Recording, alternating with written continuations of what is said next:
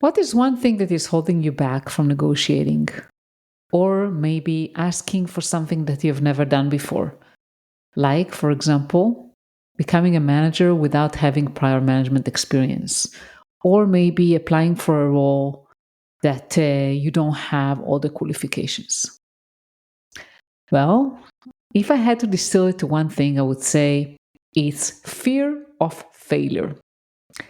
And today I have a pleasure speaking with Merve Hokamp, and she's an executive coach with years of experience in Google and other companies.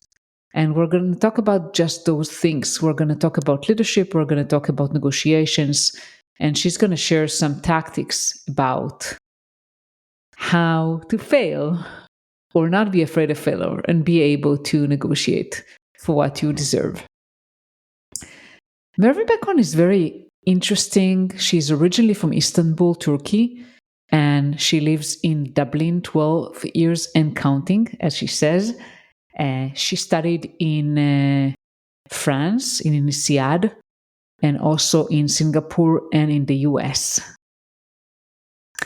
And she shared at least one very interesting exercise that I think you can try today, the 10 no's exercise, and it will change how you ask for what you want without being afraid of being a failure or failing.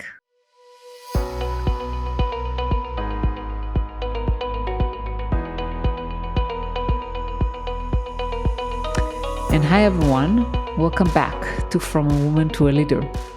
I'm Limor Bergeron-Gross. I'm your host, and I'm a former director of engineering. I have over 20 years of experience working in tech, and as a woman in tech, a lot of times the only woman in the room, I know the challenges that women face in the tech industry, and for the past 5 years, I decided to dedicate myself for women and support women in their career growth and have more women in executive roles. And that's also one of the reasons why I started this podcast, because I want to help you and also bring to light all the incredible women out there that can share, be a role model, and share their stories. So I'm super excited for this episode today, and I hope it will help you to learn some practical tips and take control of your career. So what are you waiting for? Let's dive right in. Hi, Merve, how are you? Hi, Limor. Good to see you. I'm good. Good to see you too. I'm very happy that we got a chance to talk. Absolutely. I'm looking forward to this. Absolutely, me too. And before we dive into negotiations, I want to kind of share with the audience your story. I think it's very inspirational because you're originally from Turkey and you now live in Dublin and you're married to an American and like you moved quite a lot. So can you share like briefly your story? Yeah, I have a confusing multicultural story. But yes, I'm originally from Istanbul, Turkey, born and raised to a purely Turkish family. But it was my dream to see the rest of the world, I suppose. So I did travel a bit. I studied in the US, in Austria, in France, Singapore. And I also worked in a few different places around the world. I eventually landed in Dublin. That was over 12 years ago with my husband, who's from Texas, US. We actually met while we were studying abroad together in Austria, and our two kids, who are Turkish and Irish and American. So we still live our multicultural lifestyle here. This is incredible, and I'm always very inspired by people like you that are traveling the world. What's the secret? I mean, I've moved to the US and got back here to Israel, but it's like, I look at you and like, wow, you have done so much. What's the secret for that? I don't know if there is a secret or if it's that glamorous, really. I mean, as I said, it was my dream. And so to me, it was really meaningful to be able to travel all around and meet lots of people from different cultures and even in environments that we have lived in. And in Dublin as well, we try to cultivate that multicultural environment through our connections and our friends. I think the secret is, I know it's really easy to say, but it's just do it. I think, sometimes I just pack a bag. Now I have two small kids. Obviously, it's harder to travel. But my husband's very supportive. I have built a support system around that because it is important to me. And so I do travel by myself with my friends. We just did a book club trip to Rome, for example. It was dreamy, so good. The food, oh my God, and the people. But it was, it's hard because then my husband has to take both kids and, we don't have our families aren't here. So but we do it. And then he does the same thing. And then sometimes we even escape together and we travel as a family. So we've just said that that's not something that we will give up on. There's many other things that we make compromises on, but this one isn't one. So as hard as it is sometimes, or it might be expensive, it might just not be convenient, we just kind of do it because it adds that extra level of zazz, if you will, to our lives. For sure. I think it also opens your mind. Yes. Yes. Yeah. Absolutely. And I also want to cover some of your professional kind of background. I know that you worked at Google and you have done leadership roles. So can you share a little bit, because I know in Google, like you moved from IC to management, and I know a lot of our listeners also doubting whether management is the right thing for them, and if so, how to do it. So can you share a little bit about that? Absolutely, yes. So I was at Google for 11 years before I left to build my own business.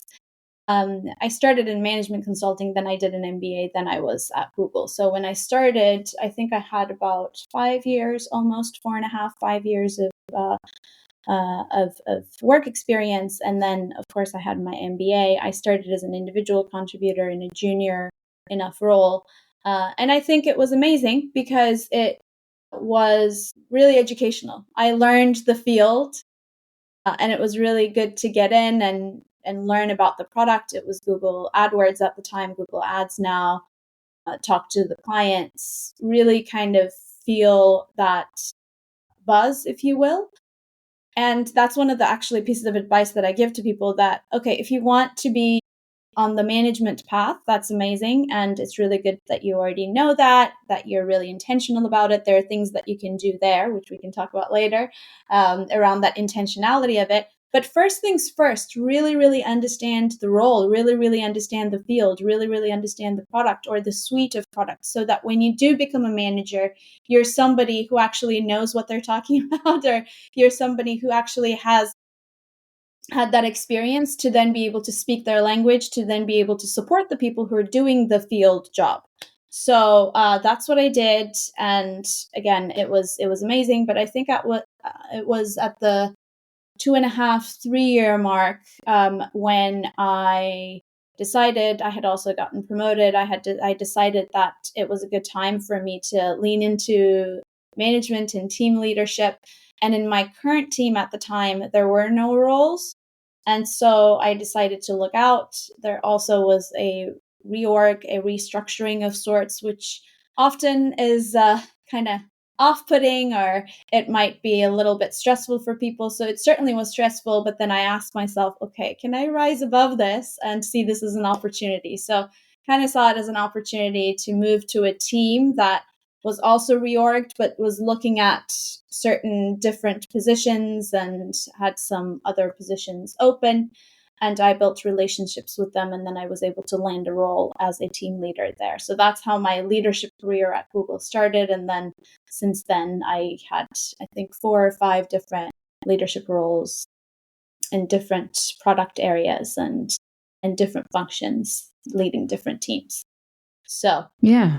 it's been a great experience. That's incredible. I mean, I think one of the things I very much relate to what you said, like it seemed like there was, a reorg or things that went sourly or went the wrong way. And many people interpret that as like, oh my God, bad things happen. And they start kind of griping about it. And my God, I don't have any opportunities. Other than thinking it, like you said, like differently of where is the opportunity here? What can I do? Yes. Because there are always opportunities. Absolutely. I mean, that's definitely something that I believe in, and that's something that I try to do in my coaching today with people that they might come with lots of challenges. And it's really good. Of course, that's the first step. What are the challenges here? What are the problems? What's the problem statement? We need to figure out what it is that we're having a problem with or that we're trying to overcome to be able to then, think about solving it or think about turning it into an opportunity. But don't stay in that space, maybe would be would be a good advice. Once you've identified the problem, once you've thought through the challenges, think about, okay, well, what are the opportunities, as you say, or what are some chances or open doors that I can walk through from, or closed doors that I can push a little bit gently to see if they will open for me. So I think that's something that sometimes we're all human, we all do it, that sometimes we have a hard time going into. We tend to stay in that challenge, problem, my God, why me space sometimes. For sure. And I think one of the things I see a lot, especially with women, is that we wait to be handed something rather than take. Meaning, I'm not saying like take forcefully, but take in a sense, like you said, being intentional, navigating your career to something, looking for opportunities, getting from the door, from the window, or trying to push the door a little bit, like trying to be more proactive and a little bit more assertive and resourceful in the way you navigate your career rather than just being passive and saying, oh my God, those bad things are happening and no one is giving me a leadership role. There is no opportunity for me. What can I do? Like, do you Absolutely. relate to that? Absolutely. Sometimes we call that the victim versus player mentality or mindset. We might think, I'm the victim here, so I'm passive, things are happening to me, versus being a player would be, what can I make happen?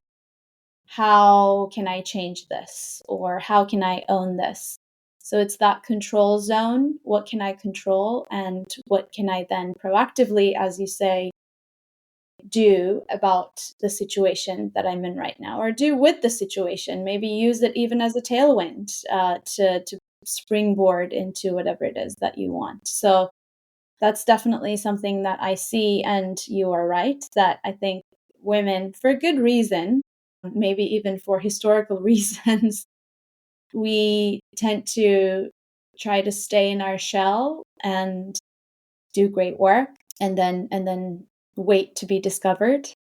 Sometimes people say that they're waiting for their promotion. That's something that I'm a little bit, in a gentle way, allergic to. This is not a bus. Why are we waiting for our promotion?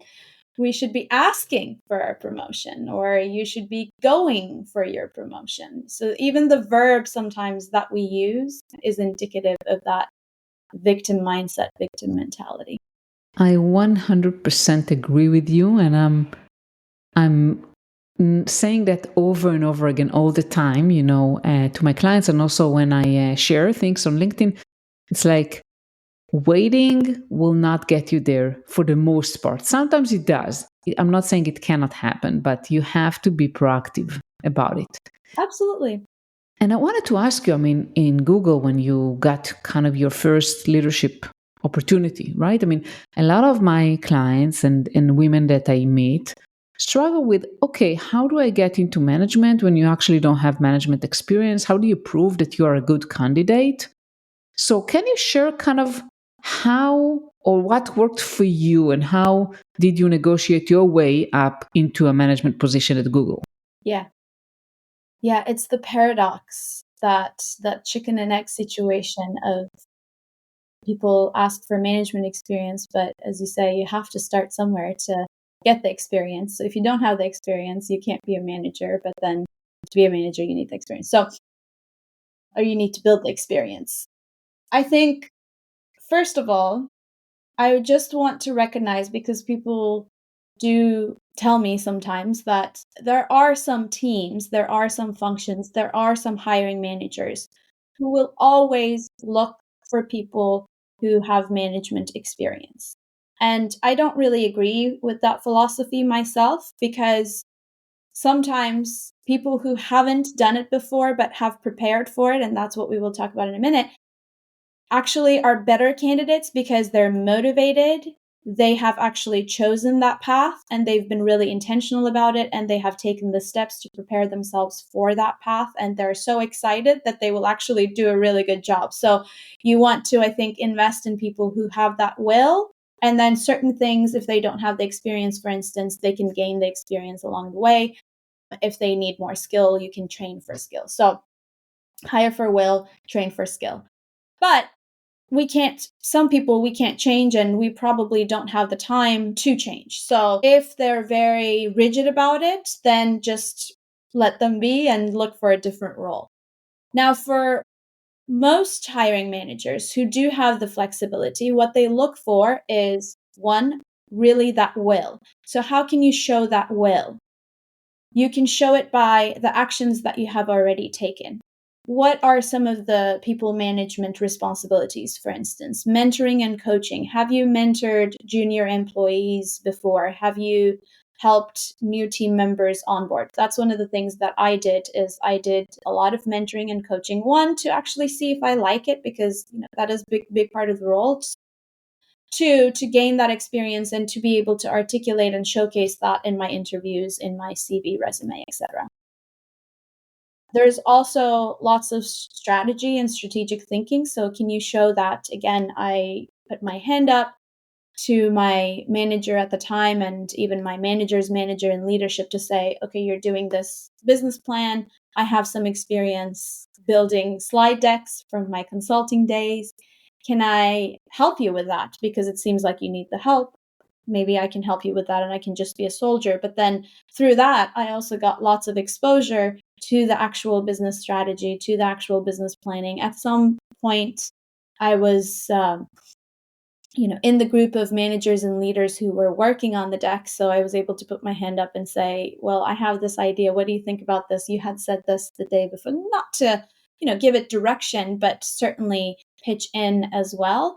And so they were able to see that I have those leadership qualities myself as well, to then be able to give me more roles or more responsibility. I think the last thing maybe I might say that really helped me was to build relationships and have a network of people who can sponsor me, can advocate for me, can maybe refer me or tell the people who are making this decision of taking a chance on me to say that I'm worth it. So sometimes people say when I talk to them, well, I don't want to manipulate anybody, or I don't want to ask somebody to tell their friend that I'm actually worth it or something. But no, it's not like that. It's just more that you showcase your skills, and then they tell them this person will add value to your team because they have these qualities. And so if they can vouch for you, it's a win-win really for everybody involved. So those are my little tips. You mentioned so many great things, and I think that advocating, getting allies and sponsors and people to advocate for you is so important. I mean, that's how I got my first management position, right? I mean, I had someone who really recommended me because they knew me. And there's nothing wrong with that. There's nothing wrong with that. And you also mentioned building relationships, both with your manager, with skip level, with stakeholders, so they can get to know you. And you can do that even if you're not a manager, right? Absolutely. Yeah. I think it's that adding the value, as you say. They know you. They know that you add value. You're not really going around doing visibility for visibility's sake. We sometimes say that that's the peacock approach, right? I don't go into my skip level manager's office and open my feathers and just kind of say, here I am. It's more that here's the value that I can offer. If it's helpful to you, can you also talk about it with your network so that they know that I have something to offer them too? Sure. And you can add value no matter what your role is. I mean, I think that one of the challenges that women face, at least I'm not saying only women, but we're waiting for someone to give us the permission to do things. Yes. And I realized during my career that I don't need to ask for permission. I mean, if there are things I can help with, I can just do it. I can just go and help. And as you said, you can come to your skip level and give some ideas or help with a presentation or do something that is maybe out of your job. Mm-hmm. Give value. You're not stepping on anyone. You're not kind of running over people, right, on your way to the top. But still, you're maybe stepping outside the boundaries of what your role is supposed to be. If that's something that you're interested in doing, it helps you build the relationship, it helps you gain experience. It's really helpful and, as we said, win-win for everybody involved. Absolutely. So I want to encourage you all, those who listen, I mean, try to find opportunities to give value. And I always believe, as you said, we're not peacocks. I like that. I like that analogy. Like, not just show, oh, I'm here, but actually give some value and build those relationships. And I want to kind of touch the negotiation piece a little bit, not just in related to promotion, but in general. And I know that that women, as women, we feel very uncomfortable. At least I can share. I felt very uncomfortable about it. Like, doesn't matter if it's like salary, promotion, or anything else. Like, I felt uncomfortable. Can you share a little bit what have you seen? Men versus women, and what you think is going to work for us women comes to negotiation? Yes. I definitely notice trends. I work with women and men, and that I am a coach, so they would come to me with challenges. And if we're talking negotiation, oftentimes there's some sort of challenge. So if you think about my data set, they all feel uncomfortable. So we start from a common ground, and then they diverge. So women often will say it's about them. So they might say, am I good enough for this role? Do I have the right to ask for that raise? Do they have space for me at the boardroom, or the management table, or the leadership table? So it becomes more about self-worth and how they can prove themselves, or whether they should even dare or have the audacity to ask in the first place. That's the area of challenge commonly. Men, on the other hand, will look to the other person, the people who might or might not give them this opportunity, and also the environment. So they might say, do they have space at the leadership table? So it's more about not space for me, but do they actually have space for one more person? Obviously, it would be me if they were to welcome one more person, but do they have space? They might look at market dynamics.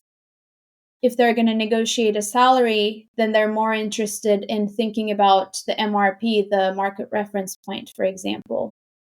If they are going to negotiate a position, they're more interested in looking at what the industry wants and if there's space in the industry or in the market for that position, as opposed to, again, do I have the right qualifications? Am I going to be able to be good enough in that interview? They're more interested in dynamics and data and market and the other person or the people who are making that decision. So that's the top differentiation, I think, that I see between how women approach negotiation and the challenges thereof versus men. Yeah, and I think, you mentioned like self-worth, your confidence, am I good enough? Well, I think some of it, not all of it, but some of it stems from comparison to others. And I'm not as whatever as this person. I'm not as experienced. I'm not as assertive. I'm not as whatever it is. Instead of thinking, how am I different? What are the things I bring? What are the values I bring? How my unique skills and values are Yeah, definitely. I think you make a good point there. It's a bit of what we might call imposter syndrome.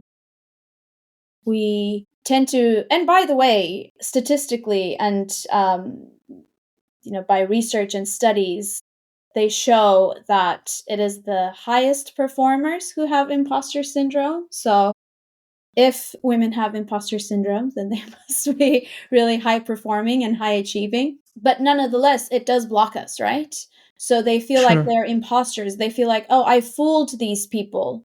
I'm not fill in the blanks enough, as you say. I'm not good enough for this. I'm not assertive enough for this. This isn't for me type of thing.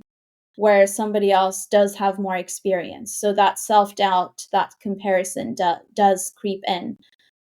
What we might, as you say very well, what we might look at is how are you different? How are you unique? What are your strengths? What are your values that you bring into this mix, into this role? And how are you the best person for this role? I sometimes, when I do little mock interviews or practice interviews with people, will ask them that question. They might not ask it that way in the interview, but why are you the best person for this interview? And then, again, men, it's a big generalization, but men maybe laugh and giggle for a second and then they say, oh, because of, they're able to articulate. Whereas women, they kind of, it takes them their breath away. And I ask them that question, they're, I wouldn't say best, but I'm good, because they kind of immediately self-deprecate and go into that quote unquote modesty mode.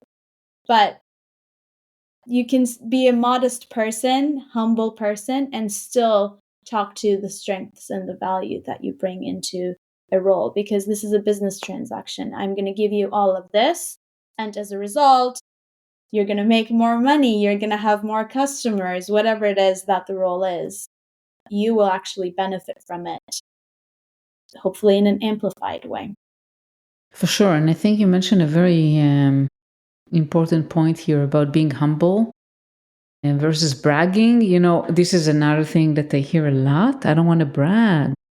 Yes. And I think that you need, in some ways, you need to brag. Maybe not brag, but you need to show that you're confident in yourself and your abilities. Because think about it, if someone interviews you for a role, or even internally, if you are trying to justify why you deserve something, and you said, well, maybe, there are other people that are good, I'm not the best, but I'm doing, rather than saying, well, those are the things I'm really good at, those are the values I bring, and showing that you're confident, that you know what you're talking. This is so important. It's not just what you do, it's how you present yourself. It's a societal thing. I think women, little girls, are told to, stay in their shell a little bit, be modest, don't be too shiny, don't draw too much attention to themselves, because threats can come and danger can come from that. And I think, again, for a good reason, and it's extremely unfortunate, we won't get into it here, but I think that's kind of how women and girls are raised. And so that's why we think that it's bragging. There's the story that my yoga teacher told us once to demonstrate this that I love. She was saying, we were in the yoga studio, she was saying, okay, if there was a leak, a pipe leak right now, and the studio was flooding, and one of you was a plumber, and you were so modest that you didn't want to brag, and so you didn't want to say, I'm a plumber, I know how to fix this pipe. This I can fix this. Don't worry. You didn't want to brag. Then we would all be in danger, basically, maybe even dead. But if you actually are to say, look, everybody, we have a problem. I know how to fix it because I have the skill set, then we're all saved. What is it going to be? So obviously it's a bit of an exaggerated story, but if you're a plumber, please tell me that you're a plumber, because I might avail of your services and of your strengths. You're actually doing me a favor telling me what your strengths are and what your skill sets are, because I might be able to put them to good use to, save my business, to save my life. This is a very interesting analogy, but yeah, I see how it's making the point. Yeah, definitely. Yeah, I would say another thing, because neither of us is perfect, and when you look at, like, even you and me, let's look at you and me. We are both coaches, right? And someone can ask, okay, is Merve a better coach than Limor, or Limor is a better coach than Merve? It's not about that.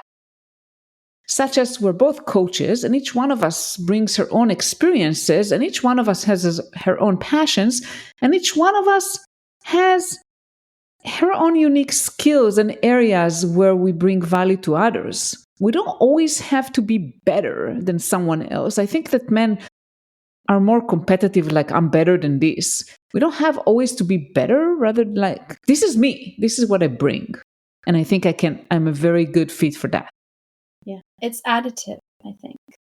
As you say, people are unique. They bring their unique skill sets and strengths. And then also it's additive.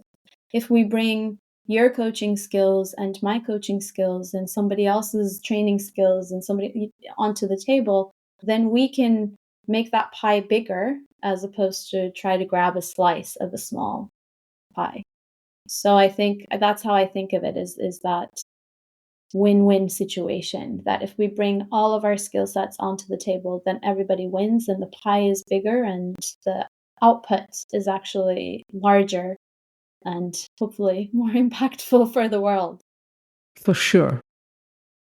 I want to make sure that we get to that before the end of the episode. So share with our audience some negotiation tip they can take away, like something that they can, a technique or something they can use to become better negotiators. Yeah. There's so many. One of the exercises that I love to do in my programs is one that I actually learned and did as a participant in business school. It's called the 10 no's. So it kind of maybe addresses, or it's there to address all of these things that we talked about: the imposter syndrome, the self-doubt, the comparison, the fear, the anxiety behind, I'm going to go into a negotiation and what if they say no? Or I'm going to go into a negotiation and what if somebody else is better than me? I'm going to go into all of this stuff. So the exercise is very simple. You go out there. Oftentimes I give people a week, sometimes 2, depends on the setup, and get 10 no's. So you ask for something, hopefully audacious. Those are the ones that make the best stories. And you seek a no. Through the exercise, very interestingly, every time it doesn't fail, they realize that it's actually a lot harder to get no's than they think. There are people who were able to score business class upgrades on flights, presidential suites at hotels. There was a person who got a disco ball from some bar at 4 a.m. in the morning because they said that they really needed that disco ball. And like hilarious stuff. Obviously, these make for the best stories. And then at work too, of course, there are people who got salary raises because they asked, and they weren't even going to ask, but they were doing this exercise. One of my coachees got an invite into an incubator. She's a startup, so incubator program, a startup accelerator program at Stanford. So really prestigious one, because she had asked for an investment from this guy who was really well connected and said that he doesn't invest in early stage startups. So no, but I can invite you to this accelerator program because I'm really impressed with you and I'm really impressed with your business and this would be perfect for you. And obviously it's a privilege. It's hard to get into the program. So oftentimes it's very hard to get a straight no. Oftentimes it's actually a yes, and you would be surprised. And sometimes it's a no, but, or no to that, but yes to this kind of a thing. Like in this story of the fundraising situation, no, I can't invest because you see, I don't really invest in early stage startups. However, yes to this thing, which I think will really help you get to a point where I can maybe in the future invest into it. There are also people who actually get the no's. Of course, the exercise and the challenge is the 10 no's. So oftentimes people do come back with 10 no's. Sometimes they can't do the 10 no's, but oftentimes they do. And then again, it's much harder than they thought. They come back with lots of yeses. Sometimes they also realize if something's a no, then it's good that they got the no because they then just kind of get over it. It's Yeah. the more no's that you get, the less that blow, I guess, that you feel, the less rejection, anxiety you feel. And you might look at it a different way. Sometimes people say, well, this person said no, and they were also really rude. So I actually don't want that from that person anyway, because I don't want Yeah. to be working with that person. So again, not to say, oh, let's all be Pollyannas here and always see the silver lining or anything, but it kind of does give you that perspective of, well, do I want this in the first place? Or they said no, so what? the world didn't stop. I didn't, fail or go bankrupt. It's the world still goes on. Things are still in business, and we're still on to something, and I can ask somebody else. So my tip is to take yourself less seriously. I think this is one exercise, kind of a fun one, to get yourself into that state of mind that kind of says, you know what, I'm just going to ask. For sure. And I have a fun story, actually. I just remember it when you shared the tip. It's a wonderful tip. I mean, I think it's a muscle, right? It's a muscle. To ask and not be afraid of a rejection. I was in London in the summer with my 2 girls. And my younger one, she's 14, and we ate Indian food. We love Indian food. It was a spicy meal. So my daughter, my youngest, she drank a lot of water. Before we left the restaurant, she went to the bathroom. And off we go, wandering the streets of London. And then after 10 minutes, said, Mom, I have to pee real bad.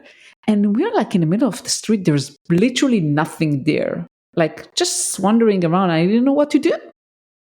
And I saw a bar. And this like a real like English bar. And I don't know what to do. I mean, she's 14. She's not allowed to get there. And I said, you know what? The hell with it. Like, she needs to pee. And I just walk into the bar and I go to the bartender. I said, listen, I have a serious problem here. I have a girl who have to pee. Like, I don't know what to do. I'm just going to pee in the street. And the bartender is just so nice. She said, I'm not allowed to get her, but let's just slip her in real quick. And that's what we did. And I'm like, you just ask, right? The worst they can say no to you. Before that, I went to an office building that I thought there are more chances that they will agree. It was just an office building, and they said, no, we cannot get anyone in here. And then on a bar, I didn't expect that they will let her in. Yeah, you just need to ask. And you may have, met somebody or run into somebody that at the bar in London, and sometimes there's also stories like this that that little incident led to this thing. Yeah. So yeah, I think just ask, and then if they say no, so what? And then if they say yes, I think just let serendipity happen. For sure. Let things position yourself well, and then let things flow. I think it's a great story. Yeah. I love a good, tourist needing the bathroom story. Yeah. Women in bathroom, like girls in bathrooms. I mean, we always need to pee, at least me. So before we go, it's a wonderful conversation and we can talk for hours about negotiation. But I want to make sure that people kind of know how to reach you and find more about you. Yeah, so my website is leadrisecoaching.com. That's also the name of my business, my third child. And I'm pretty active on LinkedIn too, so people can find me on LinkedIn. It is LinkedIn/in/Merve, MERVE, Hokamp, HOKAMP. Perfect. So Merve, I will share both your website and your LinkedIn profile. Thank you so much for being with me today. Thank you, Limor. This was a great conversation. Thank you for having me. Thank you so much for listening for the episode with Merve. Before you go, I want to give you a sneak peek into next week's episode. And next week, I'm sitting down with Emily Van Putten. Emily is a cybersecurity expert and a DEI advocate, and she has an incredible story. In the episode next week, she shares her inspiring journey, including her transition into cybersecurity. But she also shares her personal experience as a transgender woman navigating the tech world.